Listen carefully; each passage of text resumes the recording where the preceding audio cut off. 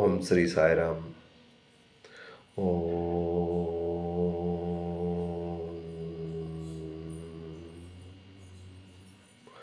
వక్రతుండ మహాకాయే సూర్యకోటి సమప్రభా నిర్విఘ్నం కురు మే దేవ సర్వకాలేషు సర్వదా. ఓం తద్బ్రహ్మం తస్మై శ్రీ గురువే నమః. సాయి సాయిమహే సత్యదైవాయ ధీమహి తన్నో సర్వప్రచోదయాత్. ఓం తత్సది. శ్రీమద్భగవద్గీతాసు బ్రహ్మ విద్యామాయాం యోగశాస్త్రే శ్రీకృష్ణార్జున సంవాదే ఆత్మసంయమయోగం షష్ఠోధ్యాయః. 6వ అధ్యాయంలో మనం 30 శ్లోకాలు మనం చెప్పుకున్నాం. అయితే ఈరోజు 31ది మనం చెప్పుకోవాలి. అయితే 30వ శ్లోకంలో ఆయన ఏం చెప్పాడు అన్నది మనం ఒకసారి, యో మాం పశ్యతి సర్వత్ర సర్వంచమై పశ్యతి. అక్కడ యో మాం పశ్యతి సర్వంచమై పశ్యతి తస్యాం న ప్రణశ్యామి సచమేన ప్రణశ్యతి అంటే ఆయన తాలూకా ఏంటి, భగవంతుడు ఏం చెప్తున్నాడు, అర్జునుడికి చెప్తున్నాడు. నేను ఆత్మరూపమై అన్ని ప్రాణుల్లో నేనున్నాను. ఈ సకల చరాచర ప్రాణులన్నీ నా ఆధీనంలోనే ఉన్నాయి. నా శక్తితో అవి నడుస్తూ ఉన్నవి. ఇవి అన్నీ నా ఆధీనంలో ఉన్నాయి. ప్రతి జీవిలో నేనున్నాను. అంటే సకల ప్రాణి యందు ఆత్మరూపముగా నేను ఉంటూనే ఉన్నాను. అలాగా ఎలా అయితే ఉంటున్నానో అలాగా ఏ పురుషుడైతే నన్ను ఆ జీవులో నన్ను చూస్తాడో వాడు అంతర్గతముగా అంటే లోపల నా తాలూకా దర్శనం అతను చేసుకోగలడు అనేసి ఆ భావంతో ఆయన ఎవరు పశ్యతి చూచినో అంటే ప్రతి ప్రాణిలో నేనున్నాను కరెక్టే. కానీ ఏ యోగి అయితే ఆ ప్రాణంలో నేను ఉన్నానని భావిస్తూ ఆ ప్రాణిని కూడా నన్నుగా భావిస్తూ ఎవరైతే చూస్తారో వాళ్ళు యోగిగా ఉంటారు అనేసి అతను 30వ శ్లోకంలో మనకు వివరించారు. అయితే ఇప్పుడు 31వ శ్లోకంలో ఆయన ఇది కూడా భావన అంటే మనుషుల్లో ఉన్న భావన ఎలా ఉండాలి, ఏ విధంగా నువ్వు భావించినట్టయితే ఆ విధంగా నీకు నేను దర్శనమిస్తాను. నీ భావనలోనే ఉన్నది, ఇంకొక దాంట్లో ఏమి లేదు. నువ్వు ఎలా భావించుకుంటావు, భగవంతుని ఎలా సృష్టించుకుంటావు, ఆయన్ని నువ్వు ఎలా చూస్తావు, నీవు అన్నిట్లో సర్వంతర్యామి అయిన నన్ను అంటే ప్రతి దాంట్లో నేను ఉన్నాను, ప్రతి వస్తువులో ఉన్నాను, ప్రతి జాగాలో ఉన్నాను, ప్రతి దగ్గర నేను సర్వంతర్యామిని. అలా నువ్వు భావించుకోవాలి. అలాగా ఏ యోగి అయితే ఆ యోగి తాలూకా లక్షణాలు ఎలా ఉంటాయో ఈ శ్లోకంలో చెప్పాడు. సర్వభూతస్థితం ఏంటంటున్నాడు? సర్వభూతస్థితం అంటే సర్వం అన్నిట్లెక్క, సర్వభూత అంటే సమస్త భూతములందు అంటే సమస్త ప్రాణులు యందు నేను ఆత్మయై ఉన్నాను. సర్వభూతస్థితం యో మాం నన్ను, మాం అంటే నన్ను సమస్త ప్రాణుల్లో నన్ను కానీ చూసినట్టయితే భజత్యేకత్వమాస్థిత.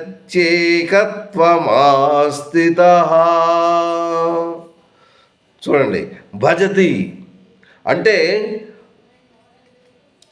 ఏ ప్రాణిలోనైనా ఆ భగవంతుని చూసినట్టు నువ్వు భావించినట్టయి ఆ భగవంతుడికి నువ్వు ఎలా అయితే ప్రార్థన చేస్తున్నావో, ఎలా అయితే చేస్తున్నావో ఆ ప్రాణంలో నన్ను చూస్తూ వాళ్ళకి ఆ ప్రాణిని కూడా అలాగే నువ్వు చూస్తూ ఉండాలి. భజతే కత్వమస్థిత అన్నాడు. అంటే సమస్త ప్రాణులందు నేను స్థిరపడి ఉన్నాను. నేను ఒక ఆత్మగా ఉన్నాను. ఆ సమస్త ప్రాణుల్లోనూ నన్ను ఎవడైతే చూస్తాడో సర్వభూతస్థిత యోమాం, నన్ను మామంటే నన్ను నన్ను అంటే ఎవరతను? అతనే సచ్చిదానంద పరమాత్ముడు. ఎవడా సచ్చిదానంద పరమాత్ముడు? ఆ వాసుదేవుడు, ఆ విష్ణుమూర్తి. అన్ని నామాలతోని ఆయన ఉన్నాడు. ఏ నామాన్ని నువ్వు జపించినా ఆయన నీకు దర్శనమిస్తాడు. ఏ రూపంలో కావాలన్నా ఆయన దర్శనమిస్తాడు. కానీ నువ్వు నీ తాలూకా భక్తి, నీ భావన, అది చాలా ముఖ్యమైనది. ఏ భావన అయితే నువ్వు ఉంటావో ఆ భావనతోనే ఆయన నీకు దర్శనమిస్తాడు. సర్వభూతస్థియో మాం భజత్వేకత్వమాస్థిత. ఏకత్వం అస్థిత అంటే ఆ యోగి ఏకత్వం, భజతి ఏకత్వం. అందులో ఏకత్వం అంటే అన్నిటిలోని ఏకత్వం ఒక్కలాగే ఉండాలి. ఏకత్వం అంటే భగవంతుని ఏకీభావన స్థితుడై ఉండాలి. ఒక్క స్థితుడిగా ఉండాలి. ఏకీభావన స్థితుడై ఉంటే అప్పుడు ఆయన కనబడతాడు. సర్వభూతస్థితం యోమం భజత్యేకత్వమాస్థిత సర్వదా వర్తమానోపి యోగిమయో వర్తతే.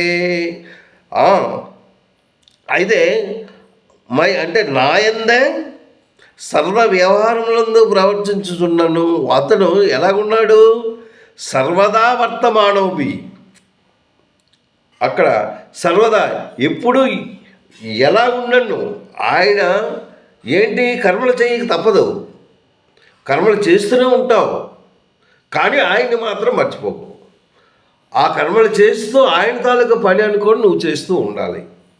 చేస్తూ ఉన్నట్టయితే నీకు మనసుకు ఆనందాన్ని ఇస్తుంది. ఎటువంటి పనైనా నీకు కష్టం అనిపించదు. అంత సులువుగా నువ్వు చేస్తావు. ఎగ్జాంపుల్, ఇక్కడి నుంచి నువ్వు నడుచుకొని వెళ్ళాలనుకోండి. ఒక 5 కిలోమీటర్లో ఏదో నువ్వు వెళ్ళాలి, తప్పదు.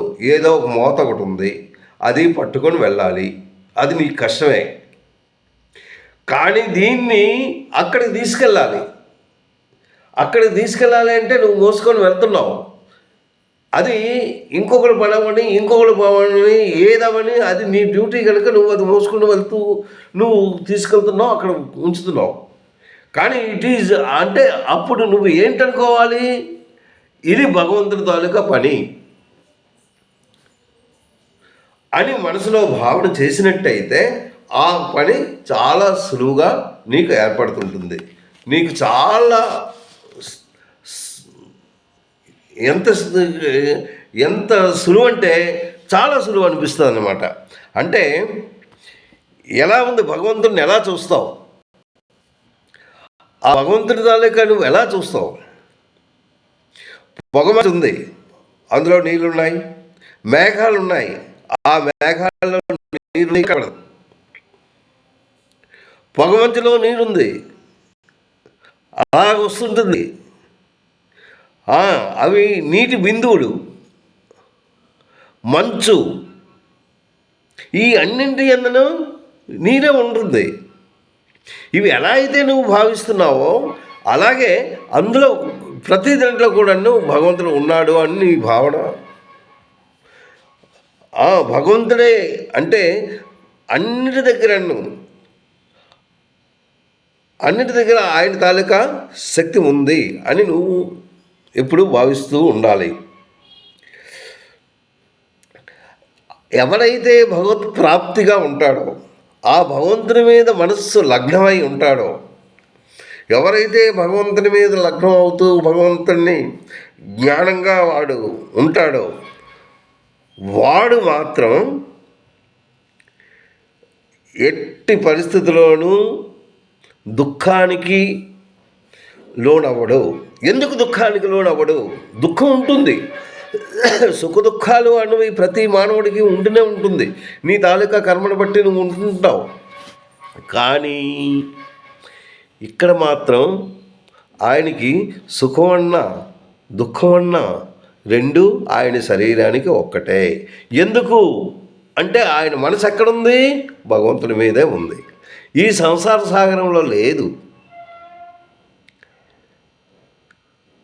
ఇందులో లేదు. ఆయన అర్థం చేసుకున్నది ఏంటంటే సర్వదా భగవంతుడే ఉన్నాడు, అన్ని పనులు భగవంతుడివే అనేసి భావించుకుంటాడు. అందుగురించి భగవత్ ప్రాప్తి ఎవరైతే భగవత్ ప్రాప్తిలో ఉండి ఆయన ఇక్కడ ఒకే ఒక విషయం మీరు గుర్తుంచుకోవాలి. మీ సంకల్పం ఏదైతే మైండ్లో నీ సంకల్పాన్ని నువ్వు వస్తున్నావో, అది ఏదైతే మంచిదిగా ఉన్నదో, నీ సంకల్పం మంచిదైతే నువ్వు సాధించలేనిది ఏమీ లేదు. నీ మనసులో ఏదైతే ఎక్కడైతే పుట్టిందో, ఇప్పుడు కోరిక అన్నది ఎక్కడి నుంచి వస్తుంది, అది ఎక్కడి నుంచి వస్తుంది అనేది నువ్వు ఆలోచించాలి. అది ఆలోచించినప్పుడు ఆ సంకల్పం నీ మైండ్ నుంచి వస్తుంది, అంటే నీ మనసు నుంచి వస్తుంది.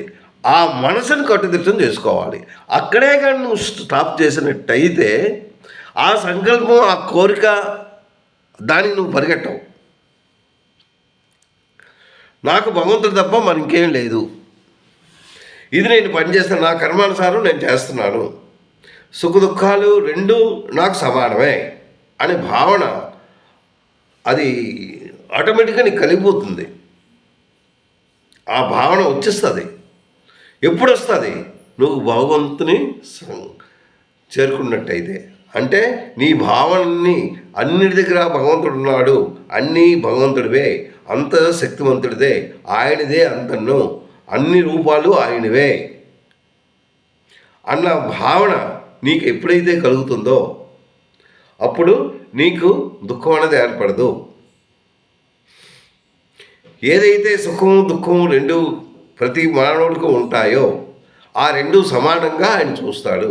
ఏది నా ఎఫెక్ట్ లేదు, నా మనసంతను ఆయన మీదే ఉంది, ఆయనే చూసుకుంటాడు అన్న భావన ఎవరికైతే వస్తుందో ఆ సంకల్ప స్థితి, అంటే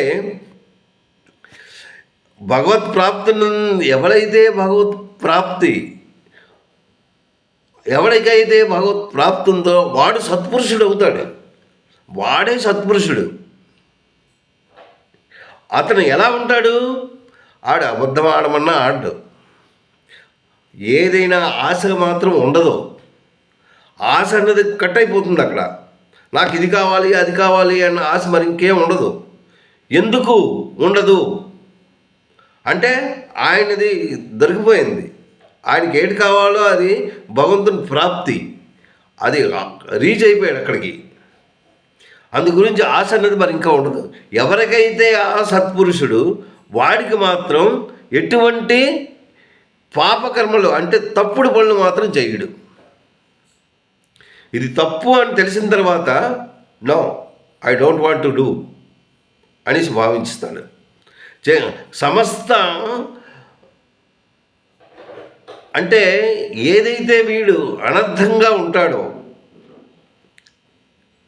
ఎందుకు పాపకార్యాలు చేస్తాడు అంటే వాళ్ళు ఆశ జనించింది కనుక ఆ ఆశను బట్టి నాకు ఈరోజు ఒక 50,000 వస్తున్నాయి, చిన్న అబద్ధం ఆడితే చాలు. ఇప్పుడు బిజినెస్ వాళ్ళు ఉన్నారు, వాళ్ళు 10 రూపాయల వస్తువు నేను 30 రూపాయలకి 40 రూపాయలకి కూడా అమ్మిన వాళ్ళు ఉన్నారు. వాళ్ళకి ఏంటండి ఇంత కాస్ట్ అంటే, నేను ఇంతే కొన్నానండి, నేను 30 రూపాయలు కొన్నాను, మీకు ఒక 5 రూపాయల లాభంతో 35 రూపాయలు నేను ఇస్తున్నాను అంటాడు. ఆడు కొన్నది మాత్రం 10 రూపాయలే. అంటే ఆశలు పెరుగుతున్నాయి. అక్కడ ఎక్కడైతే అబద్ధం ఆడాడో అది అప్పుడే పాపకార్యానికి వెళ్ళిపోతుంది, వాళ్ళ లిస్టులోకి వెళ్ళిపోతుంది. ఎంతకైంది ఆశ అనమాట. ఆ పాపకార్యాలు ఏవైతే ఉన్నాయో, ఎవడైతే సత్పురుషుడో, ఎవడు సత్పురుషుడు అవుతాడు? ఎవరికైతే భగవత్ ప్రాప్తి ఉంటుందో, ఎవరైతే భగవంతుని వాస్తవంగా అర్థం చేసుకుంటాడో వాడు భగవత్ ప్రాప్తి తప్పక కలుగుతుంది. ఆ కలిగిన వాడికి ఇటువంటివి ఏం చేయడు. వచ్చిన వాడు అబద్ధం ఆడు, వాడికి ఆశ ఉండదు, అన్నిటికీ సమానంగానే ఉంటాడు. అయితే ఎప్పుడైతే ఆసక్తి పెరుగుతుందో అప్పుడు కోరికలు కూడా పెరుగుతుంటాయి. అది వీడికి మాత్రం ఈ సత్పురుషుడు ఎవడు భగవంతుని ఎవరికైతే ప్రాప్తి అవుతుందో వాడికి మరి ఇంకా ఆశ ఉండదు. ఆశ అన్నది పోతుంది, పూర్తిగా అతనికి పోతుందన్నమాట.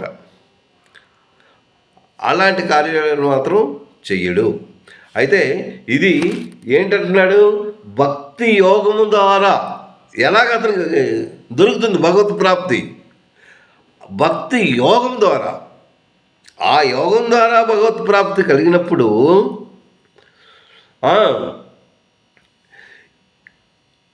వాడు సాంఖ్యయోగిగా ఉంటాడు.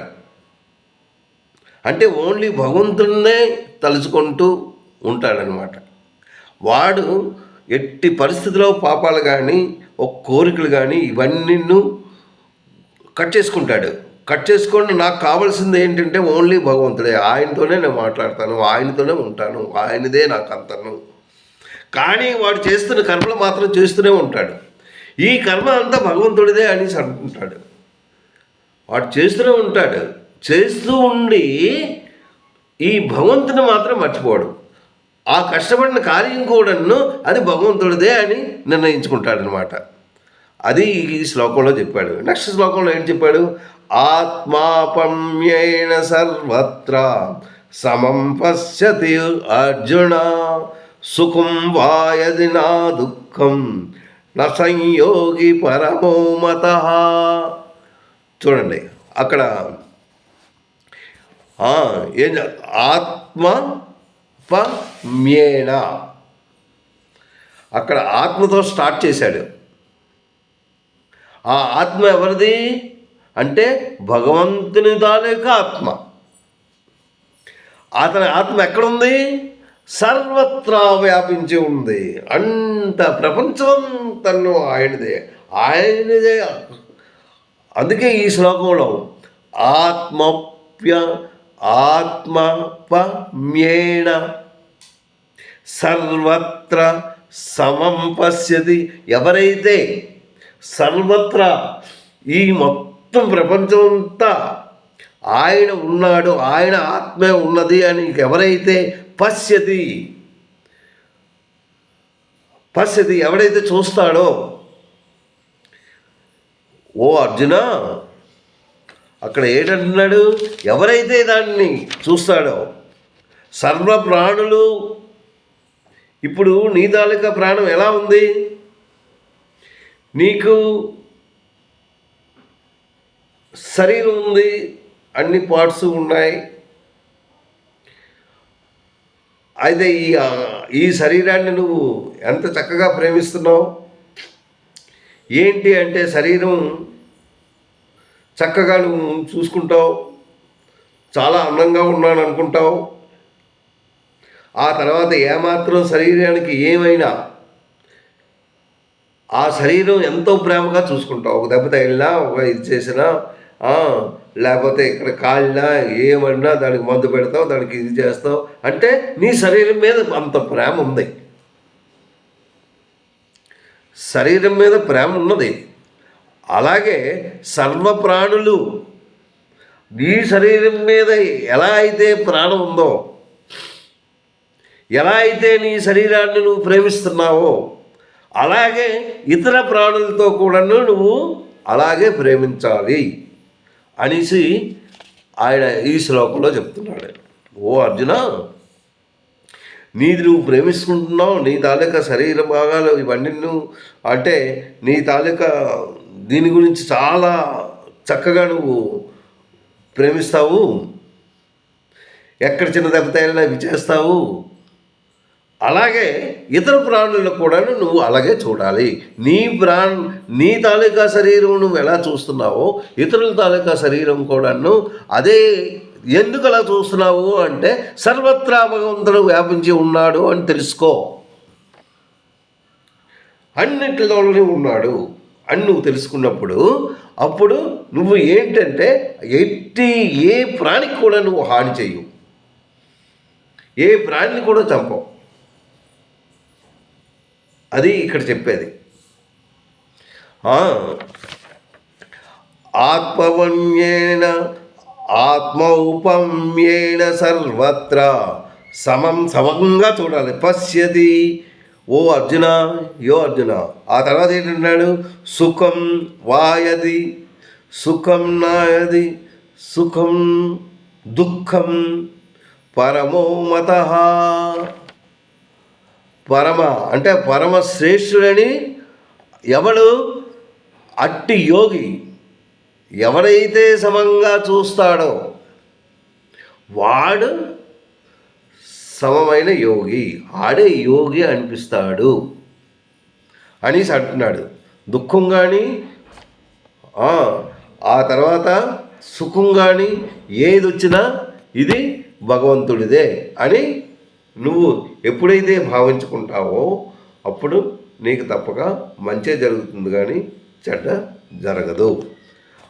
సమప్రాణులు తమను సమానంగా ఎవడైతే సమానంగా చూస్తాడో, సుఖం కానీ దుఃఖం కానీ సమానంగా నీకు కలిగే సుఖమని దుఃఖమని అదంతా